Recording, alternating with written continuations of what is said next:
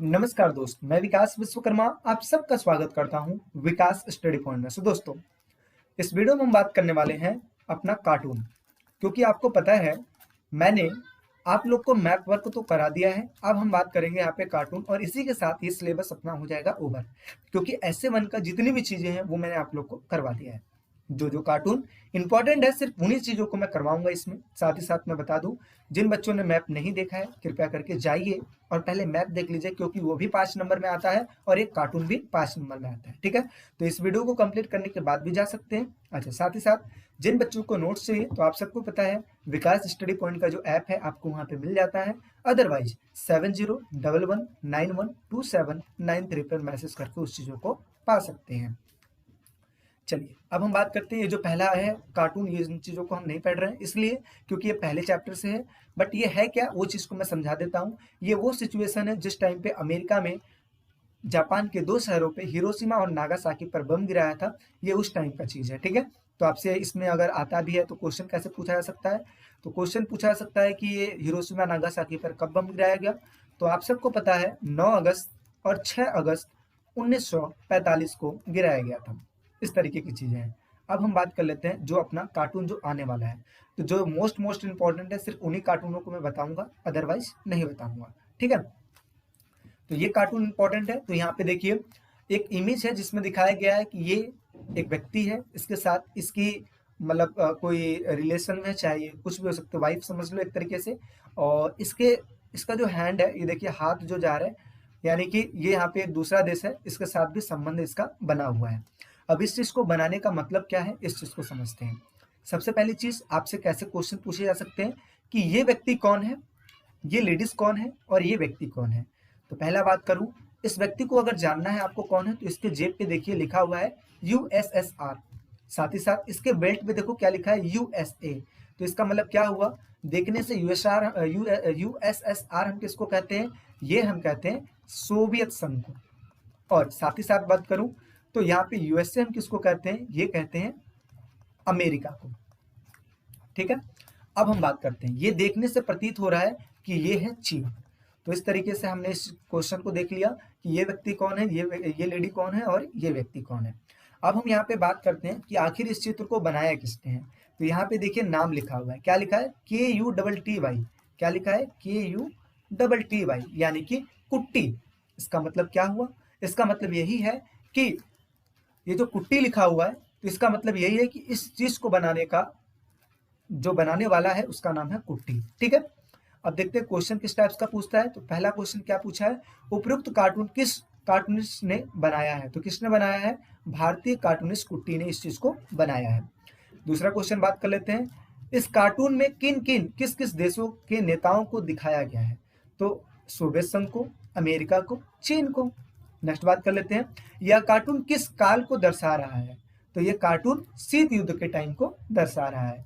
आगे बात कर लेते हैं, इसमें व्यंग्यात्मक तथ्य को समझाइए। तो कहने का मतलब ये है, यहाँ पे जो चीज हमें देखने को पता लग रही है वो ये लग रहा है कि ऐसा लग रहा है, ऐसा प्रतीत हो रहा है कि जो USSR है और USO में आपस में काफी अच्छे संबंध हैं। जैसे एक पति पत्नी में संबंध अच्छे होते हैं, ऐसे ही USA और USSR में काफी अच्छे संबंध है। लेकिन अगर देखा जाए तो USA का जो संबंध है वो यहाँ पे चीन के साथ है, यानी कि अमेरिका का संबंध किसके साथ है, चीन के साथ है। यानी कि ये कहीं ना कहीं साजिश चल रही है कुछ ना कुछ सोवियत संघ की।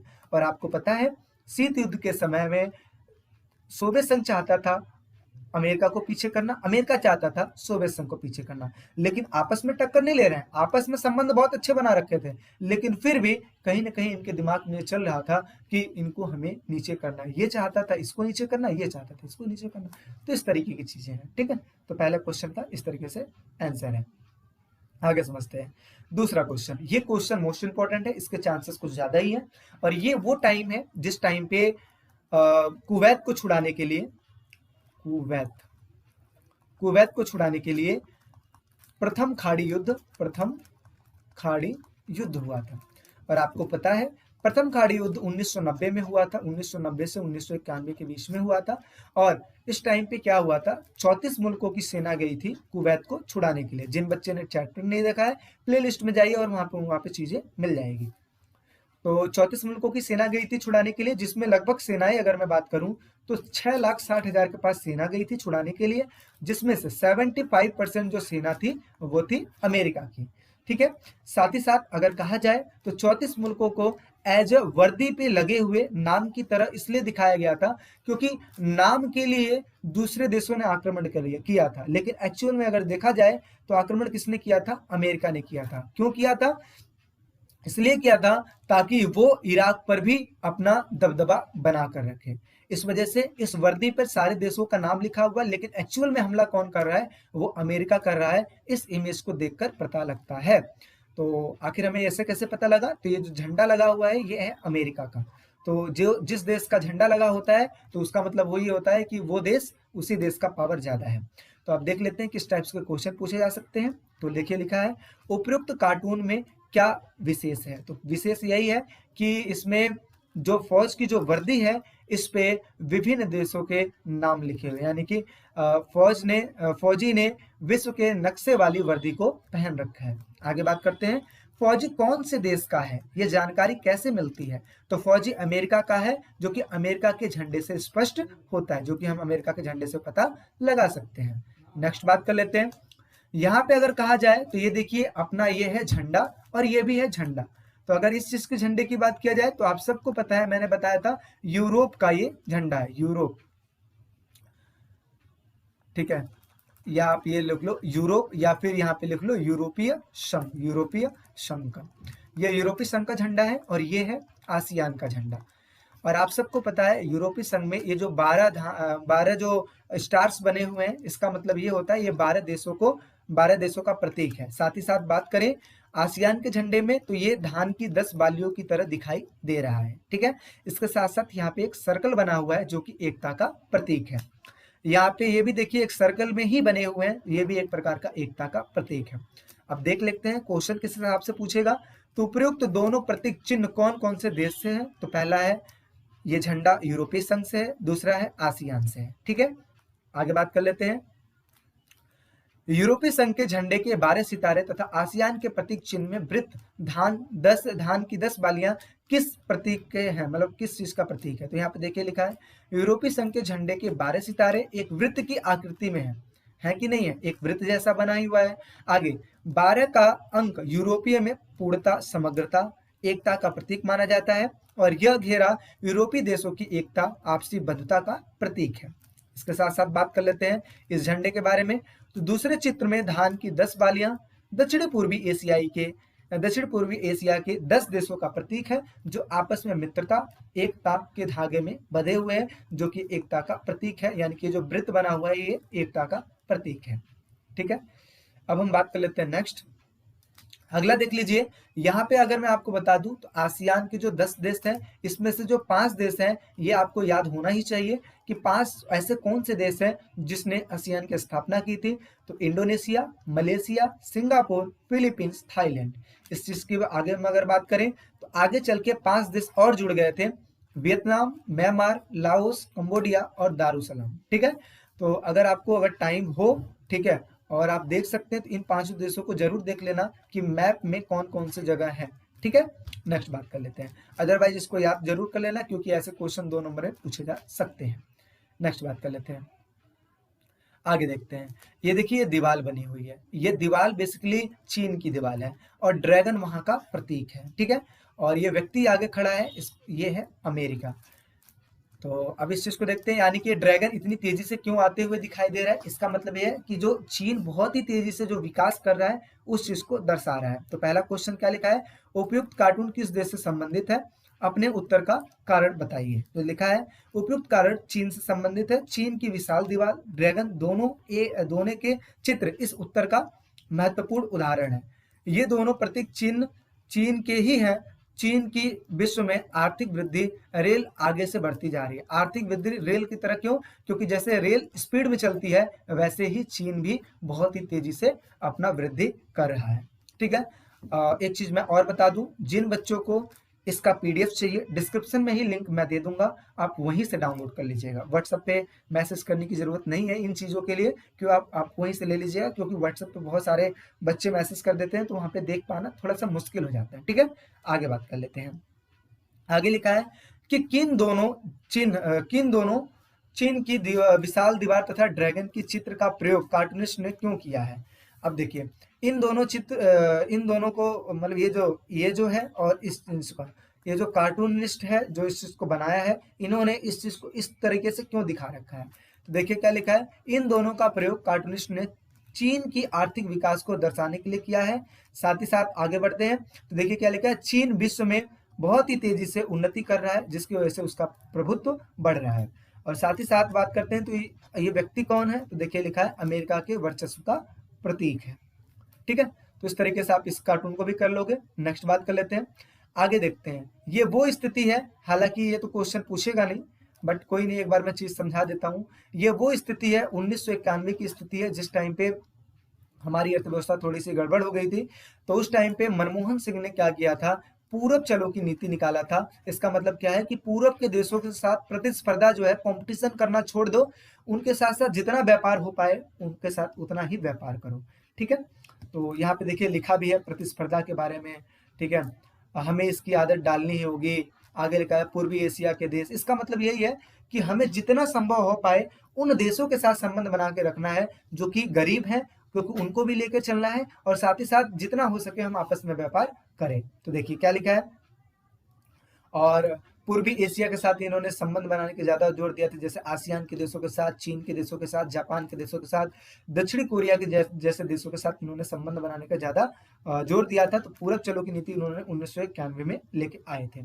अब इस तरीके के क्वेश्चन है, जैसे उपयुक्त चित्र में भारत द्वारा अपनाई गई कौन सी नीति के बारे में, तो 1991 में पूरब चलो की नीति अपनाई गई थी। इस नीति से भारत की विदेशी नीति पर क्या फर्क पड़ा, तो जाहिर सी बात है अगर आसियान, चीन, जापान, दक्षिणी कोरिया के साथ जब संबंध स्थापित हो गए तो इसकी वजह से आर्थिक संबंध धीरे धीरे बढ़ता चला गया, यानी कि विस्तार हुआ। आगे बात कर लेते हैं, भारत के आसियान के किन देशों के साथ मुक्त व्यापार का समझौता है, तो जैसे सिंगापुर के साथ मुक्त व्यापार का समझौता है, थाईलैंड के साथ है।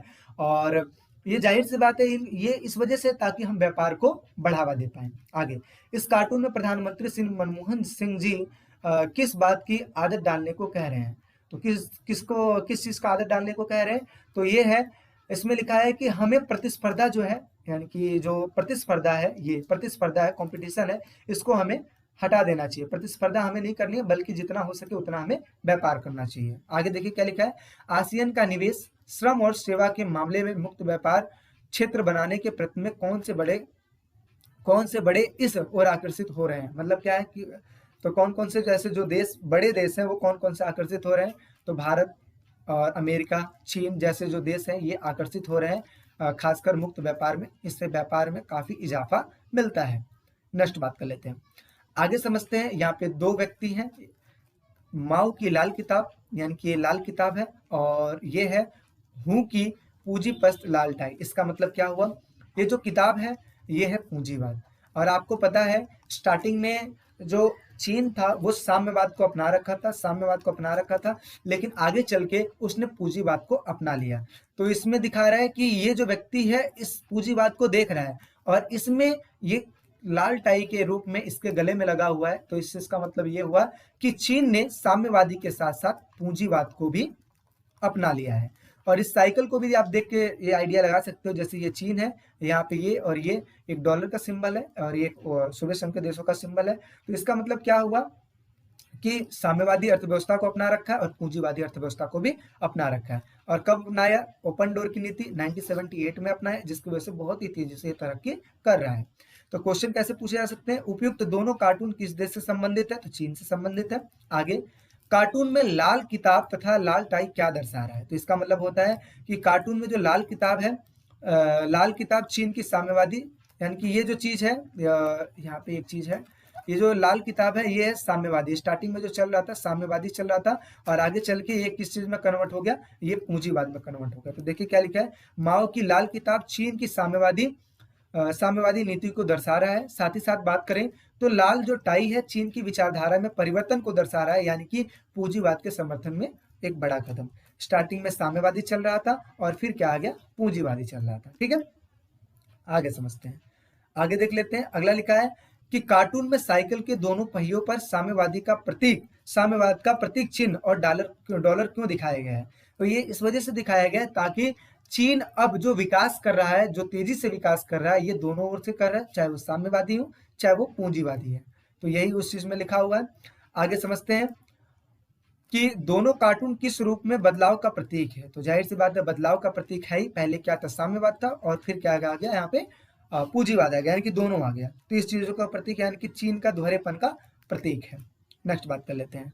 अगला यहाँ पे देखें तो ये ज्यादा इंपॉर्टेंट नहीं है क्योंकि आज तक तो पूछा नहीं गया, बट कोई नहीं, अगर समय मिले तो देख लेना, तो छोड़ देना। अब इस चीज को समझ लेते हैं।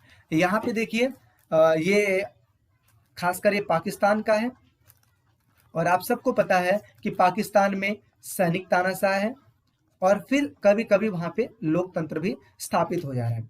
तो अगर देखा जाए तो इस यहाँ पे देखिए एक व्यक्ति है, इस व्यक्ति में इस व्यक्ति को घटाया गया तो क्या आया, 0। इस व्यक्ति में इस व्यक्ति को घटाया गया तो क्या आया, 1। इस व्यक्ति को जोड़ दिया गया तो ये आया 0। अब ध्यान से समझिएगा इसका मतलब क्या है। ये जो टोपी लगाकर बैठा हुआ है ये समझ लो वहां का सैनिक तानाशाह है, और ये है, ये मान लो वहां के राष्ट्रपति हैं, राष्ट्रपति मान लो या फिर प्रधानमंत्री मान लो, ठीक है। तो पाकिस्तान के नेता को दर्शा रहा है। तो अब पहला कैलकुलेशन हो रहा है, तो उसमें यह दिखाया जा रहा है कि अगर देश में सैनिक तानाशाह ना हो, यानी कि इसको माइनस कर दिया, अगर देश में सैनिक तानाशाह ना हो तो इस चीज का वजूद क्या निकलता है, 0। यानी कि ये जो देश है ये अच्छे से नहीं चल पाएगा, और रिजल्ट क्या निकलेगा, 0 निकलेगा। समझ में आया? दोबारा समझाता हूँ। ये जो व्यक्ति है ये समझो सैनिक तानाशाह, अगर सैनिक तानाशाह पाकिस्तान में ना रहे तो वहां पे लोकतंत्र का वजूद क्या निकलेगा, 0 निकलेगा। अच्छा, दूसरे में क्या नजर आ रहा है कि अगर मान लो वहां पे ये राष्ट्रपति यानी कि वहां पे लोकतंत्र ना रहे तो भी वहां पे सैनिक तानाशाह इतना अच्छा काम करेगा कि रिजल्ट कुछ ना कुछ निकलेगा ही निकलेगा। तो अगर वहां पे सैनिक ना हो, सिर्फ वहां पे लोकतंत्र हो तो वजूद 0 आ रहा है। अगर वहां पे लोकतंत्र ना हो, सेना हो, तो वजूद क्या आ रहा है, 1 आ रहा है, ठीक है। और जहां पे दोनों ही हो वहां पे रिजल्ट और अच्छा आ रहा है। तो ये वहां की कैलकुलेशन है जो कि ये दिखाने की कोशिश कर रही है कि यहाँ पे जो पावरफुल है वो है सैनिक। वो क्या है, सैनिक। जब मर्जी तख्ता पलट कर देती है, और इस चीज के बारे में मैंने आपको बताया था चैप्टर्स जब मैं पढ़ा रहा था दक्षिण एशिया और समकालीन विश्व, तो उसमें मैंने बहुत ही अच्छे से डिफाइन किया है कि वहां पे सैनिक तानाशाह क्यों है और वहां पे लोकतंत्र क्यों नहीं कायम हो पा रहा है। तो उस चीज से रिलेटेड है। अब कार्टून में इसमें देखिए क्वेश्चन कैसे पूछता है, तो देखिए लिखा है कि उपर्युक्त कार्टून में जोड़ घटाव करने वाले पाकिस्तान के राष्ट्रपति मुशर्रफ द्वारा कार्टूनिस्ट क्या कहना चाह रहे हैं। तो इसका मतलब ये कहना चाह रहे हैं कि इसका मतलब ये कहना चाह रहे हैं, पहले सिचुएशन में देखो क्या लिखा है, उपर्युक्त कार्टून पाकिस्तान की शासन प्रणाली का व्यंग्यात्मक रूप प्रदर्शित कर रहा है, जिसमें बताया है कि पाकिस्तान की शासन प्रणाली से यदि सेना का महत्व समाप्त कर दे तो शासन नहीं हो सकता। अगर हम इसको हटा दे तो वहां पे शासन नहीं हो सकता। इसीलिए तो यहाँ पे 0 आया हुआ है, ठीक है। इसलिए यहाँ पे क्या आया है, 0 आया हुआ है। ठीक, समझ में आ गया। नेक्स्ट बात करते हैं। अगला देखिए क्या लिखा है, राष्ट्रपति, देखिए इसीलिए राष्ट्रपति में से सेना को माइनस कर दिया तो वजूद क्या निकला, 0 निकल गया। आगे, राष्ट्रपति कुछ नहीं कर सकता, वह शक्तिहीन है। अच्छा, दूसरा यदि सेना का शासन हो तो वहां पे राष्ट्रपति की भूमिका निकाल दी जाए, फिर भी वहां पे सेना शासन रहेगा। यानी कि अगर सेना व्यवस्था वहां पे चल रही है और राष्ट्रपति के शासन रहे ही ना, तो भी वहां पे चीजें बहुत ही अच्छे ढंग से चलेंगी। आगे, यदि दोनों की ताकत अगर मिल जाती है तो वो क्या बन जाता है, 1 + 1 2 बन जाता है। तो यानी कि देखो ये लिखा है ना, 1 + 1 2 बन जाता है, यानी कि दोनों ही रहे तो वजूद बहुत ही अच्छे तरीके से बना रहेगा। तो ये उसी चीज को दिखा रहा है।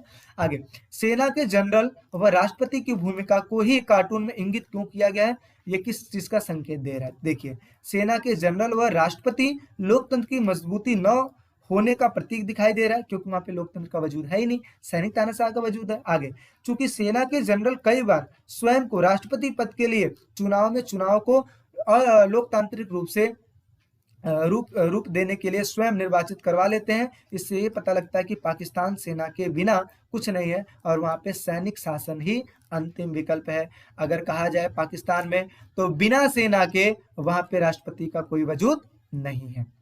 आगे बात करते हैं, उपयुक्त कार्टून में पाकिस्तान में किस शासन प्रणाली की मजबूती का पता लगता है, तो सैनिक शासन प्रणाली की मजबूती का पता लगता है। समझ में आ गया। अब थोड़ा सा और आगे चलते हैं, कुछ चीजें और हैं जल्दी से हम देख लेते हैं। अब देखिए ये है, ये कार्टून बेसिकली दिखाया गया है ये यहाँ पे देखिए, ये श्रीलंका की स्थिति को दिखा रहा है। श्रीलंका में आपको पता है वहाँ पे सिंगली भी हैं और वहाँ पे तमिल भी है कि नहीं है। ये वहाँ के नेता हैं, वो वहाँ के क्या है, नेता हैं। अब आप ध्यान से देखिए तो ये एक रस्सी पे चल रहे हैं और ये नेता को इस तरीके से इसलिए दिखाया गया है क्योंकि वहाँ पे जातीय संघर्ष चलता है और वहाँ के जो नेता है ये दोनों को बैलेंस करके चल रहे हैं, इसलिए क्योंकि वहाँ पे लोकतंत्र है। कभी ये ज्यादा उग्रवादी बन जाते हैं तो कभी ये बन जाते हैं। तो आपको बहुत सारी घटनाओं के बारे में मैंने आपको बता ही रखा है कि वहाँ पे सिंगली ज्यादा ताकतवर है या तमिल ज्यादा ताकतवर है, ये तो मैंने आपको बता ही रखा है।